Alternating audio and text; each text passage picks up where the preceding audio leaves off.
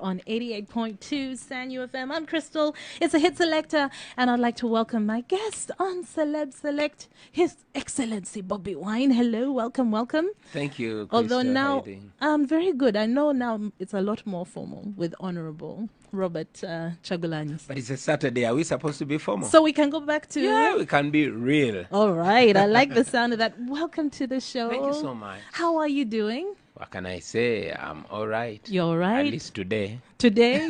You don't know about tomorrow or the day after? Yeah, we live for the day. We do live for the day. You are a very busy man, I imagine. Do you get like time off on your weekends to just go and chill, or is it every day something is happening? Between, I mean, of course, your job, politics, and then, of course, music as well, and then family. How do you manage? Honestly, Krista, I wouldn't say I'm exceptionally busy. When I look around, everybody is busy with different stuff. I was busy with different stuff before I even went to politics, and I believe everybody is busy, especially in this day and time when hustle for a daily meal is harder than before. So everybody busy. Yes, I'm much more busy than I used to be. But yeah, I think I always find some time to attend to necessary things. Do you ever take like time just for you, where you just alone? Do you ever feel like you need that kind of time? Yes, I do. Sometimes voluntary, sometimes involuntary. Because not every time that I'm alone that I like it. Sometimes I'm just lonely. You know, there are those times when everybody's scared of the situation and they'd rather not be near you. Yeah, that's alone but undesirable. And then, yeah, those times when I just say like, okay, I need some meditation, I need to think about stuff, and I need time alone. Okay. Yeah. All right. So on this show, we want to get to know you better, know your story. You shared a lot of yourself, especially in your music, but maybe you can take us back to when you were born and where you were born. When I was born, I was not aware what was happening. Okay, where I was just told I was born in Koze Hospital. My mother was working as a midwife there. And then I started understanding when we were in Kamocha, in a place that used to be called Acholi Quarter, now called Chifumbira. And that's where I grew up. When I was in Pitu, my dad was released from jail that he had served since the Obote regime. And then my dad came for us and took us to Gomba. Okay. And that's where we lived until I was in senior one. And then when I went to secondary, I came back to town. That was a reintroduction to city life.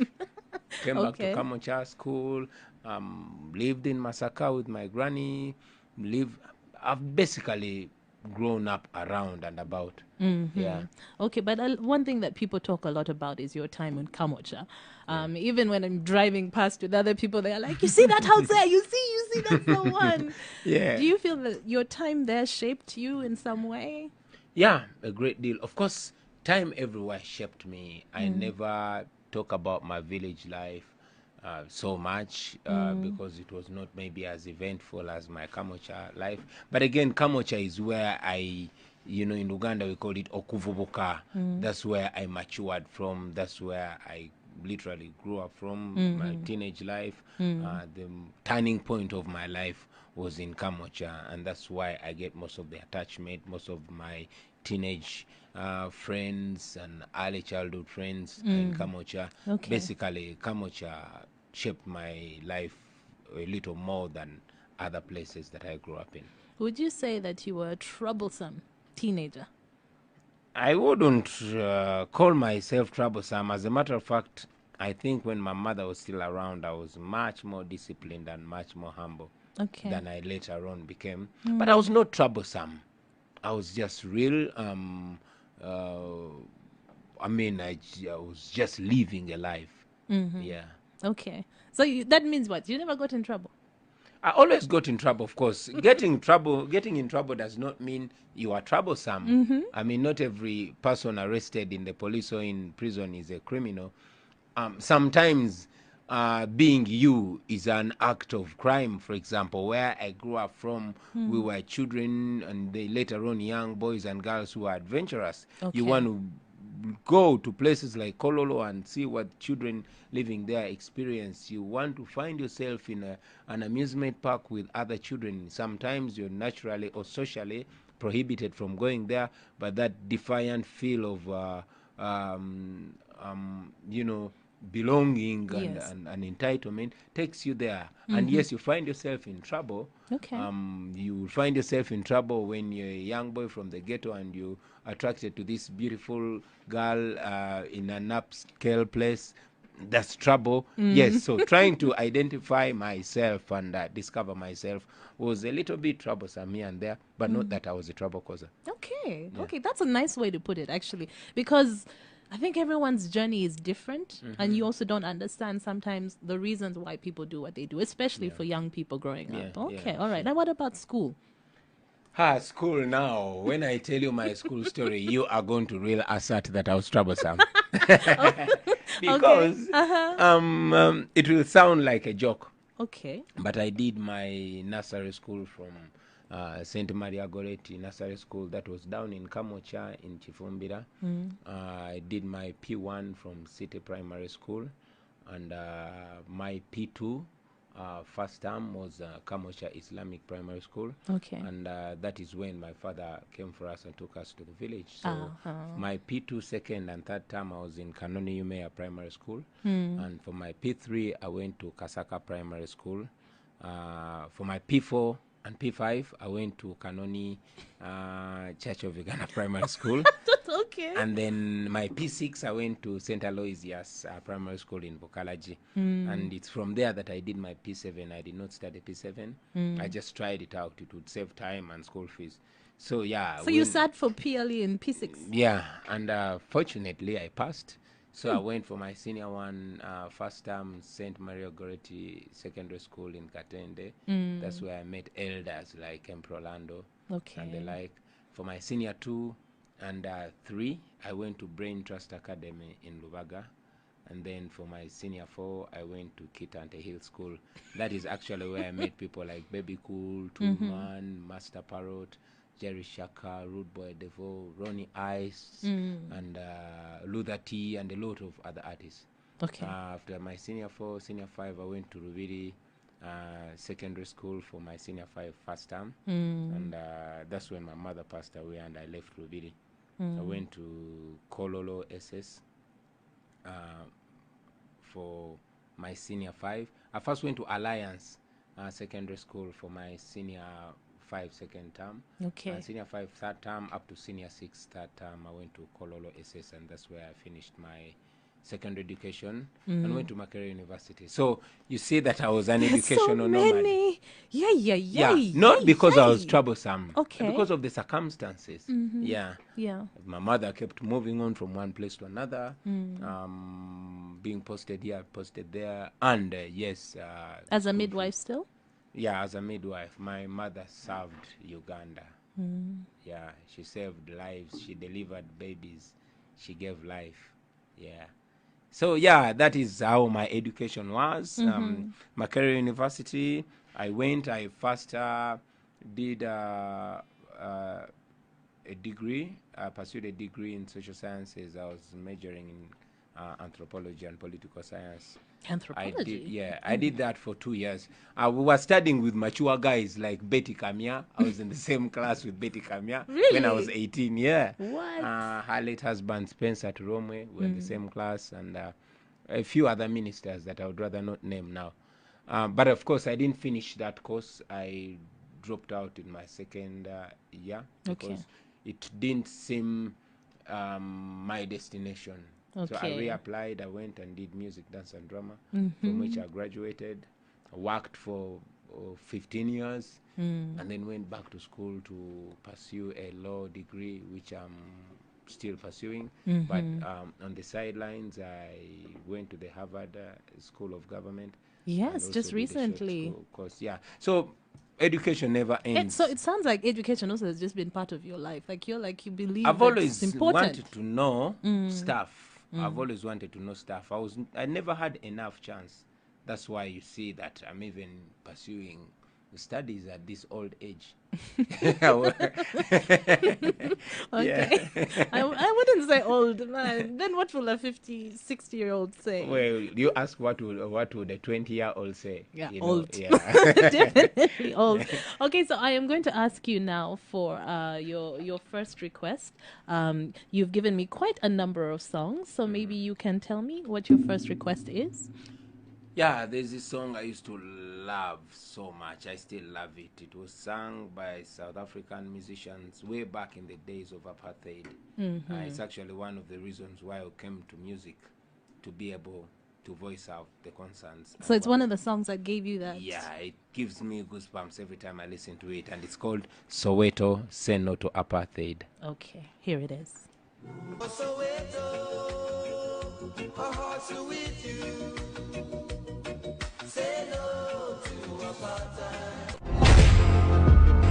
Celeb select. You said formalities aside, it is the Yeah. weekend, and we're pretty Let's relaxed. just be real. I mean, formalities are known by less than 1% of our population. That's true. Ugandans would rather be real, you know. We would, but you know, the people who like formalities are super, super attached to those formalities, though, Yeah. if you've noticed. I Do you happen ever not to be feel one of that them. pressure, especially now that you're a member of Yeah, parliament? yeah. I feel that pressure. I don't like it. For example, in our parliament, I mean, you see people burning with their desires, but the rules of procedure and all that restricts you to a certain code and mode of communication, which is not representative of who we are. And yes, that comes even down to us. I mean, our mode of communication, if we had made life a little bit more informal, it will even ease on the creativity. You know, we would be more creative. We would be able to shape up the Ugandan style.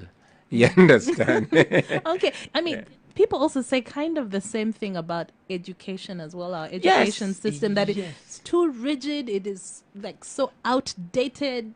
Yeah, it has never been even on debt. For example, if you tell me that we were told, I was personally told that the first Muganda Kintu used to eat cow dung from his cow, and I disagree with that. But again, it is misleading further to see that we teach our children that to discover the source of the great river Nile, it had to take some white man from England to come and tell the people who are living there that this, I don't. And to make it even more real in our world today, a child comes from senior 4, senior 6, or even university, and they cannot even make a bread or fix a broken switch. And that explains to you why we have high levels of unemployment. We are teaching people just to serve people, not to be creative. We are producing job seekers, not job creators. Creators. So our education system, it's wanting. What do you think we can do? Is it about tertiary institutions? Restructure it, and own it. Own it. Look at who we are, what we are good at, and then Based on that. Yeah, based on that, what do we need to make? Do we need more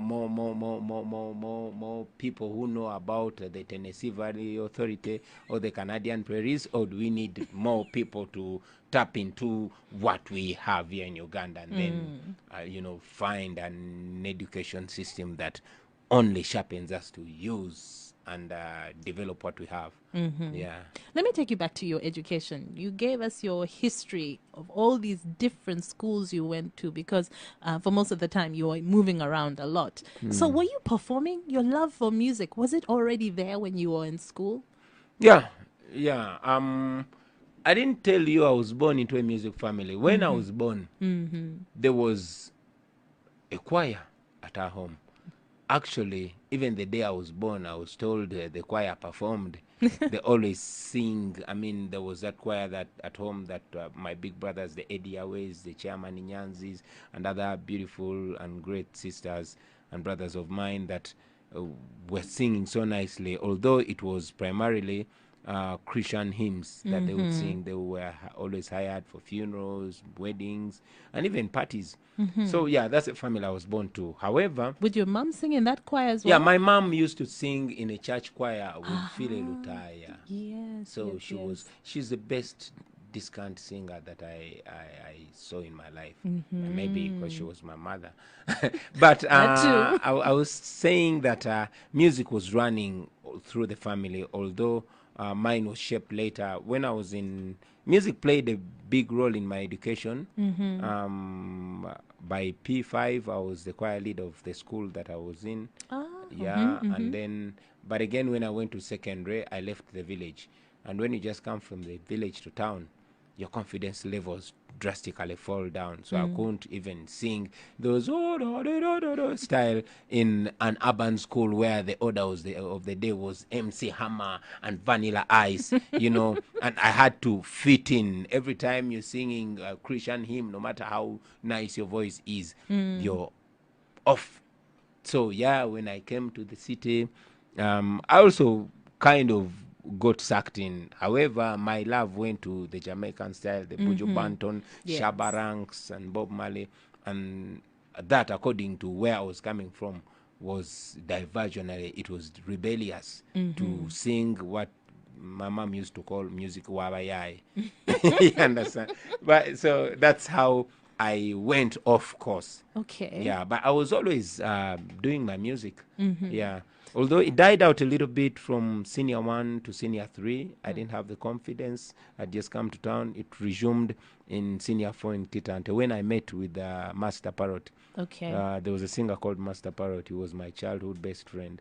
So me and him joined a dancing troupe that was headed by Mariam Dagire. It was called the Wandugu Stars. We started out as break dancers, and that gave us more confidence. Then at school, started singing, and there were other guys like Toolman, like Baby Cool, like the Rude Boy DeVos. So yeah, somehow I rediscovered myself in a totally different style. A lot of musicians who were around back then, that time, say that, the struggle was real, at least for music in Uganda. Did you feel that as well?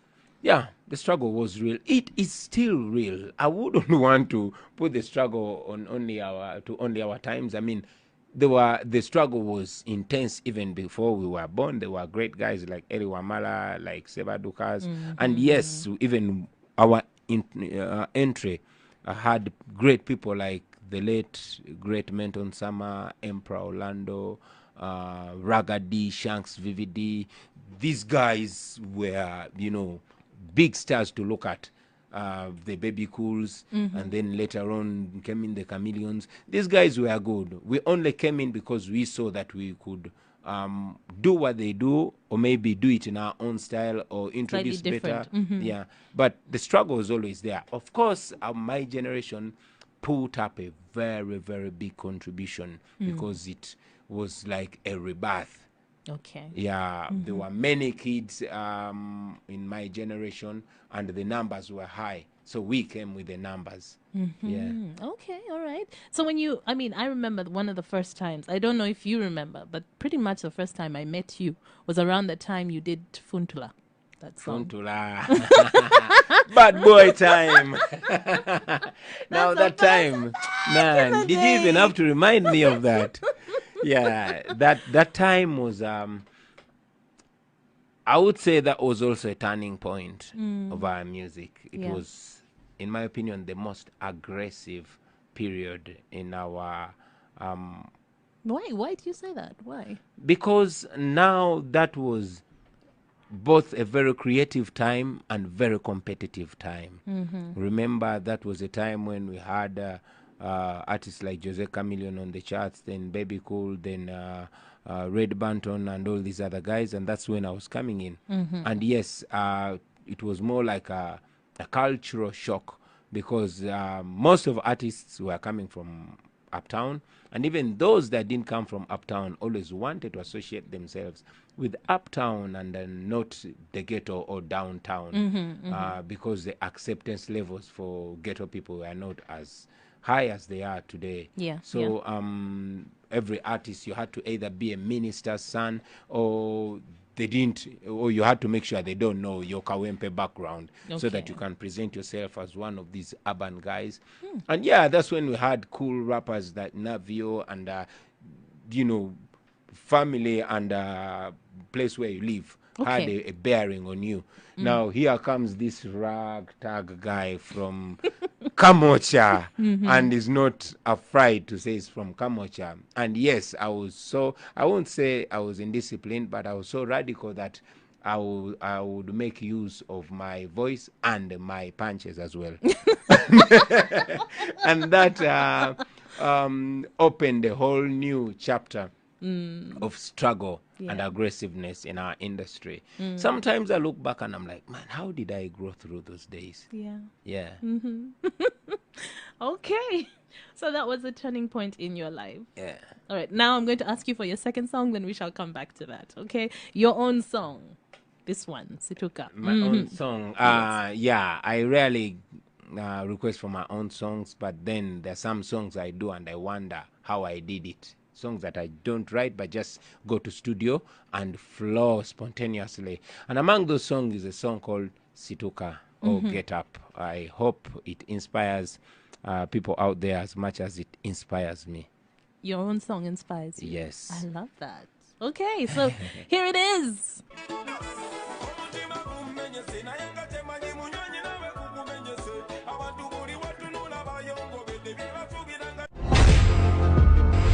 It is Celeb Select. I am Crystal, and today on the show, I'm chatting with Bobiwine. And the song that we just played, Situka, you said that you actually did that song at one of the lowest points in your life.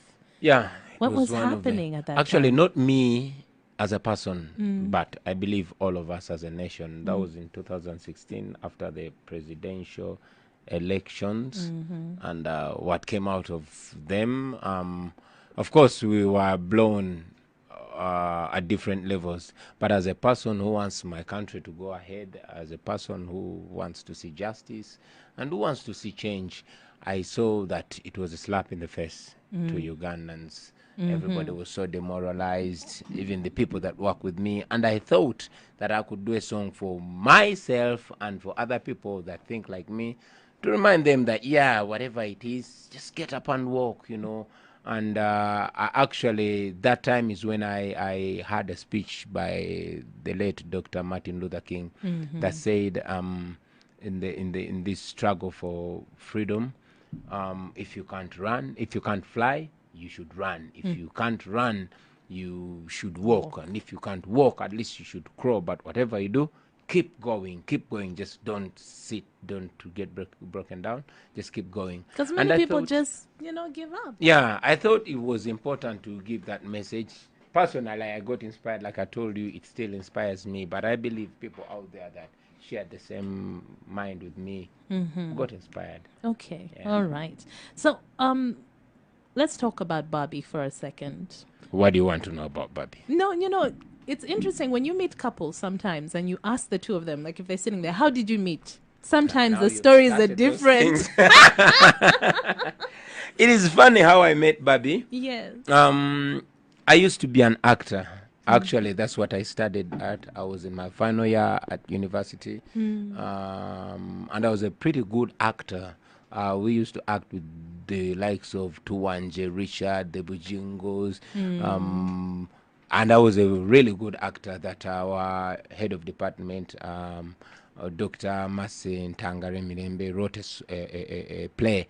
It was called Lady, Will You Marry Me? And this play was about the Cat and Rat Land Federation, these animals trying to get their own freedom and trying to federate. And there was a role of a president Okay. and a first lady. So I was cast to act as the president, who was actually a cat.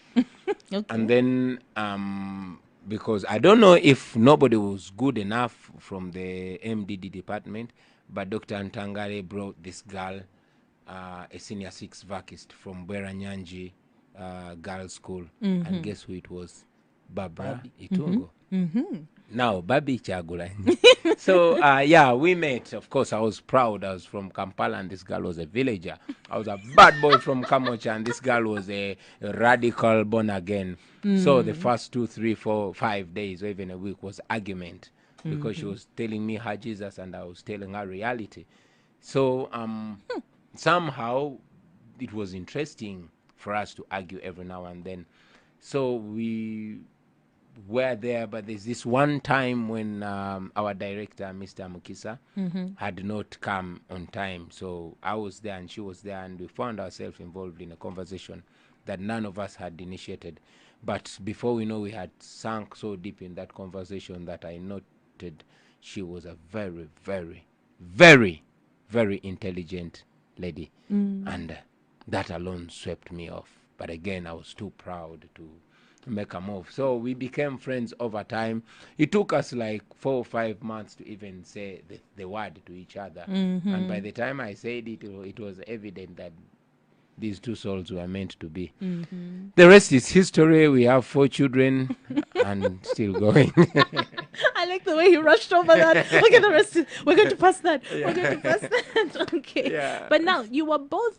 Both of you are very much in the limelight. You're both public figures. Bobby is doing so much work with her foundation and all these different things going on, and you're raising your kids as well. Do you have time where you sit down and you say, because people learn from you, they learn from music, all different kinds of things. So for example, how you're raising your kids, do you sit down and as a team you say, this is what we're going to do, this is what we're not going to do? Or is it one of those things, depending on the child, you just see what happens? Actually, we plan half and God does half. Okay. We don't really want to direct our children according to our personal interests. But yes, we have values that we want to strictly instill in those children. We look at the children according to their interests, we observe them according to their talents. A child may like this, but you see they're really good at this, or they might be good at this and like the other. So yeah, as young parents, we also are on a learning course. Our parenthood is learning on the job. Yes, yes. Yeah, sometimes we teach our children, sometimes our children teach us. So yeah, we don't have a real selected program to take our children through. We just play by the day. Okay. Yeah. And you two have been together for a long time. You've had your ups and your downs, Yeah. clearly, but you are still going strong. How Yeah. have you managed that? Because if you even look around, I'm sure even your friends, people around you, relationships fail. Yeah, relationships fail, and we are not any different. But I think one thing that I notice with me and Bobby that is rare is that selfless love, would I say. The friendship, we are friends, like real friends. We know uh, each other, and we know none of us is perfect. Neither of us is perfect. We just take each other's weaknesses. We are like each other's fallback. We try to cover for each other's mistakes. We try to. I try so much to look at her positive, and so she does, and that helps us. Help each other. Okay. Move. We also have our issues every now and then. We're not perfect, but again, another thing called trust. We tried and still keep trying to build that trust. When you have that trust, I think you have a rock, and once you lose that trust, you've more or less lost everything. So yeah, the trust and the kindness, to each other, twesasira, twesonyiwa, and keep going. And of course, we pray to God, because somehow, with my madness and disorganization and weaknesses, sometimes I wonder how I've been able to keep such a decent and beautiful lady all these years. So maybe there's an element of God. Yeah. Yeah. Okay. Hey. Okay, that was deep. All right. Thank you for sharing. Thank you for sharing. I'm going to ask you for this next song, Dax Vibes and Radio. This is also Yeah, another request. you know, apart from Maddox Sematimba, I think Radio was among my favorite artists. Yeah, he had an amazing voice and he was so talented. And there's this young boy from Firebase called Dax Vibes, who he did a song with, and I thought this was going to be among Radio's best songs. Unfortunately, he left us quite early. The song is called Mayumba Kumi by Daxi Vibes and Radio. I just love that song. I don't know if it's just personal, but I love that song.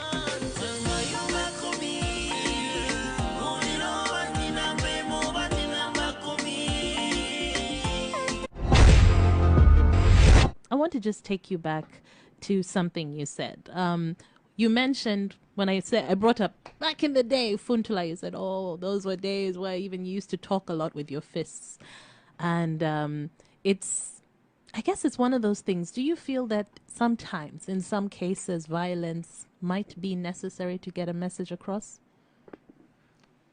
No, absolutely no. From the reading of history, violence has never been the answer. Violence only creates more violence. One wise man said, "We only resort to violence when our minds stop working."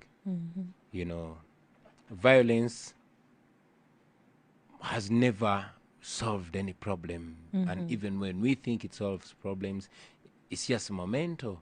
So I don't believe in violence. I believe apart from violence, we have multiple options. Yeah. Okay. There's so many different ways of resolving Yeah, different yeah, situations yeah.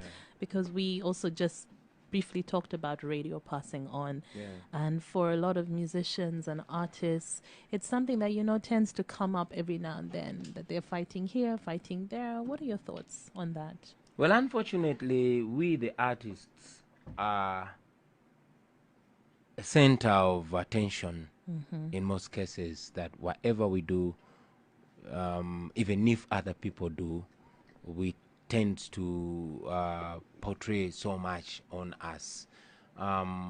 Yes, we've been involved in many acts of violence like other people, but like I said, we attract so much attention. It plays out a lot on us. But violence does not identify us as artists. Talent identifies us. We do more creativity than violence. Yes, You know, yes. yes, we've seen a few artists fight here and there, myself inclusive, back in the years. But we've also seen artists inspire people back, every now and then. We've seen artists make us proud every now and then. So I wouldn't really attribute violence to us because it does not identify us. But even the few times that we've been involved in violence, I think we are only human beings that learn from things. The things that we do, all other people do. Although so much attention and media is on us, but again, we tend to outgrow it. It's unfortunate that we lost a brother in the violence, but we've also lost many people. Even the leaders that lead us today came in with violence. So why don't we attribute violence to them and attribute it to the artists? Yeah. That's a good point. That's a good point. Now, let me just take you back to your ghetto days. And you say, when you were starting out, you embraced your background and you're like, this is who I am. Yeah. When you look back at that time, what are some of the hardest things you remember from that time? The memories that you've held on to and you're like, how did we get through this?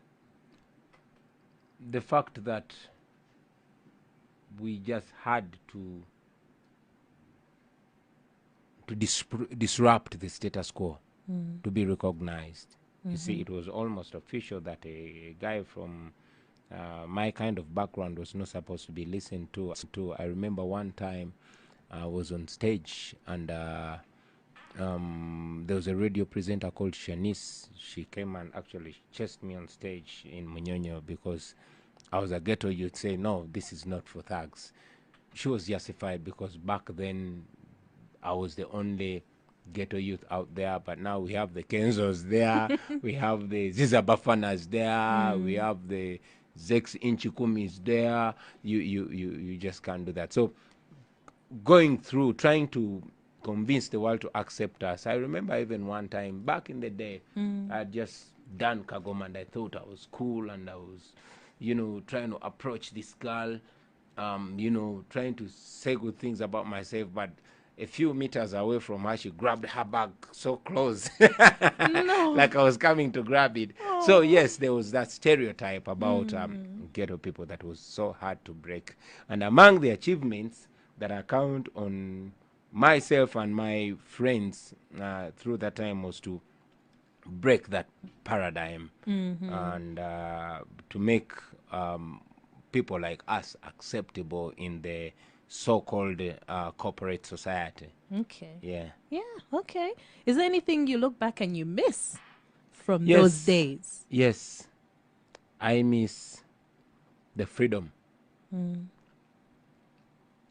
Before I got so popular, I could very easily go to a place and I enjoy the vibe. But now I don't mean to say I don't enjoy it anymore, but it's more uncomfortable that there's so much attraction when I go there. Tension That on yeah, you. attention that takes away my personal freedom per se. You go to Kamocha Market to see your mother, and it becomes a stampede. You go to Masaka and you want to visit your grandmother, and before you reach there, people know that you're coming, and the young men have already surrounded your grandmother's place, and even police is showing up because those are many people, and it's regarded an unlawful assembly. Yeah. So yeah, it took away that freedom. And the freedom to be me, to be the ordinary guy that I always was, and even lost some friends. Some people think it's risky being my friends, and yeah. So I miss that. I really miss that, and I even miss my friends.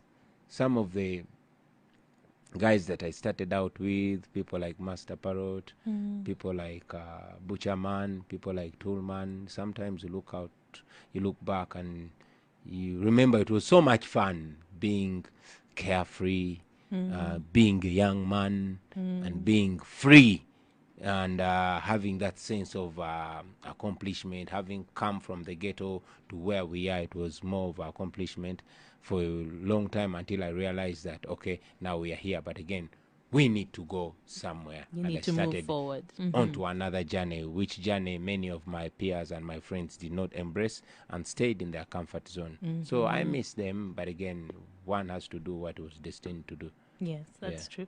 And speaking of sometimes, people feeling like it's too risky, when you got into politics and recent, events, have you ever worried for the safety of your family? Was it something that you thought about before you even started? Yes and no. Okay. I knew what I was doing was right. I knew I was taking the right decision. I don't regret it. And I knew it would put me in an uncomfortable situation. I knew I would get slapped with loads of tax bans, tax bills. I knew I would even face imprisonment. But I didn't know it would go as far as threatening the life of my children and my family. So yeah, but again, if I had to make a decision all over again, I would choose just the same because it is worth it. That's what I believe in, and if I must face the consequences, so be it. Yeah. Okay. All right. A question that has flooded all my different posts about this interview. People are asking, are you going to run for president eventually? Okay, now, did you have to ask me? Even you, Christo. I mean, I thought you're going to be different from these guys. Well, I'm just, have you considered it? Let's say that, When I actually. was taking a decision to join leadership, I wanted to play a part in the betterment of this country. I had been playing it as an artist, and from the diagnosis of our problem, I thought I would even play a better role as a legislator. So initially, I offered myself to serve, but not as per positions. I was serving my country as an artist. I'm serving my country as a member of parliament, and right now that is my concentration, and I'm trying to put all my efforts in that, and to make sure that I give a better member of parliament than the guys I ran with and won, to make sure the people of Chadondo East, and indeed the wider people of Uganda, look at me as a successful member of parliament, as somebody that has delivered. And then after that, we'll think about other things. So as of now, I have a role to play, and I want to concentrate on playing that role. When we get to other bridges, we'll cross We'll them. cross them when you get there. Sure. One step at a time. One step at a time. Now, you've talked about, this journey of yours and where you are now, losing some freedoms and all these different things. What have you learned about yourself as a person? Did you always know that you were destined for greatness? You see, this is not about me, Crystal. And if at all there's any achievement, it's by all of us. Originally, when I was doing music, my biggest desire was to change the mindset of the ghetto people, to make them believe in themselves, which I believe, together with other artists and other people who do the same thing as I've done, have been able to do it. And together, yes, we can hold hands and congratulate ourselves. Hey, Sylvester and Abrams, you've done it from the hip hop platform. Bobiwine, you've done it from the musical, the dancehall platform. People like Katuma have done it from the jazz area. Different people, I mean, the Kiprotics, all those common people have done it. So we can hold hands and say, okay, guys, we've done this. But that's for the ghetto people. We are Ugandans, so all of Uganda need to benefit from us. So it's in the with the same background that we shall hold hands and move to what we want to achieve again. So far, yes, we've achieved. We've been able to open some eyes. We've been able to spread our thinking and to inspire other people to think and see things the way we see them. And yes, more is yet to come, but not about me, but about all of us. And even I know that many people are listening to Sanyo FM down there.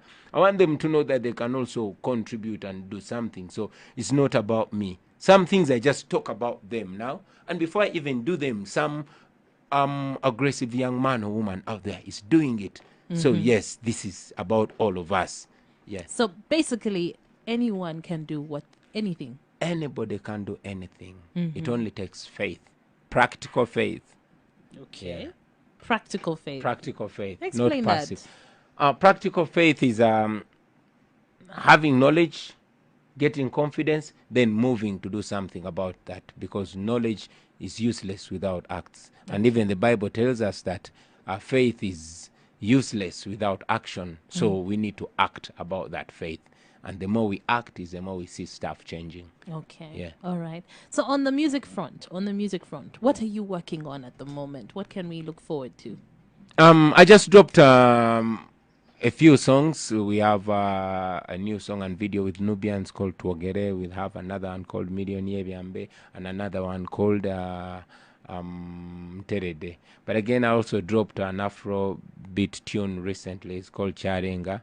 So every now and then I drop in studio. I freestyle, because now I always have long, stressful days. But again, going back to my ghetto is like going for an holiday. So every evening I have an holiday. I have a holiday back in my ghetto, sit down with my youth and chill and reason, talk about this and that. And before you know, that spirit of music is coming back again, and we'll go to studio and do a song. So that's how we be. And we still have more stuff to come. I wouldn't tell you what I'm working on, but I have a few collaborations that we are doing, and you'll be listening to them pretty soon. Okay. Yeah. So just one last question. If you were to look at international artists or African artists, who would you really want to work with, that you haven't had a chance to? Actually, if I want to work with any artist, it would be a Ugandan artist. We have so much talent in Uganda here. So much talent. Okay. Have you listened to a guy called Little Boss? A No. guy called Jamie Culture? Of course, you know Rema, you know Julian, I've already worked with her. You know the new guys in the Firebase, the Zex Inchikumis. We have so much talent in Uganda, and every time I'm listening to radio, I'm like, okay, I want to work with this guy. I want to work with the other guy. I want to work with this lady. So before I work with all my favorite artists in Uganda, I'm not going to work with any foreigner. Okay. Yeah. All right. Now, speaking of your new song, you just talked about Charenga. Tell us about this song. Now, this song has undertones here and there. It is in 10 Ugandan languages. It is prima facie about a girl. The girl is too beautiful. Charenga is a Runyankore word, means chaitiride, chasuse, chaba too much.